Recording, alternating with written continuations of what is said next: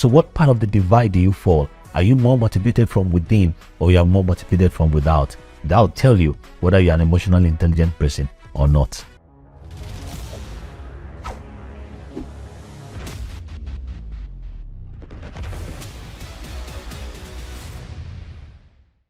The fifth sign that you practice emotional intelligence or you're an emotionally intelligent person is that in your day-to-day life, you are more motivated from within as compared to motivated from the outside. What do I mean by that? It means that your own values as a person motivates you more than pay and perks and encouragement from the outside. For example, you would rather be prompt and be early to a meeting because from within you, you like to be prompt as compared to being prompt because somebody said, whoever comes first, whoever comes early will receive a reward or will be penalized. Now, those who would come early because they don't want to be penalized are people who are motivated from the outside.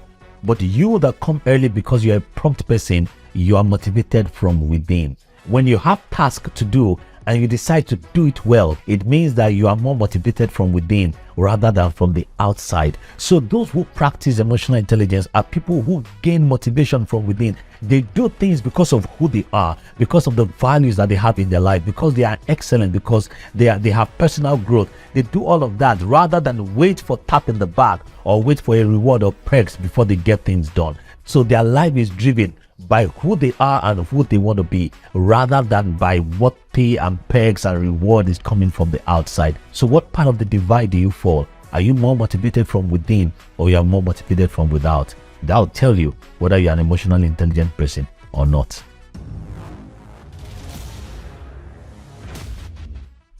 The sixth sign, number 6, the sixth sign that you practice emotional intelligence or you are an emotionally intelligent person is the fact that in your day-to-day life, you don't find yourself stuck inside one emotion, especially the unpleasant emotions, to the extent that you are not able to bring yourself out. So for example, if you are stuck in anger for a long time, and then you got angry in the morning and you're still angry, and then you're still angry in the afternoon, and then you're still angry. I mean, I've met people who have been angry for 10 years. That's terrible, right? So if you constantly find yourself stuck in frustration and stuck in anger and stuck in irritation and stuck in sadness, and you're so stuck in those emotions that it takes a long time to pull you out. You know, when I say long time, it depends, but longer than necessary, then it is a sign that you don't practice emotional intelligence. Because those who practice emotional intelligence, they are able to identify the fact that they are stuck inside an emotion, and then they are able to take themselves out of unpleasant emotions and put themselves in the state that they prefer,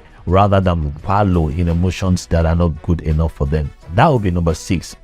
And the 7th one would be the fact that you practice empathy in your life. It means that you have the capacity in your day-to-day life to hear with the ears of other people apart from your ears, to see things from the eyes of other people apart from your eyes, and to feel emotions from the heart of other people. It means that irrespective of what you're seeing, what you're feeling, what you're hearing in the midst of a situation, you can transpose yourself into someone else and see, hear, and feel from their perspective. And now you're seeing more than you can see from your perspective alone.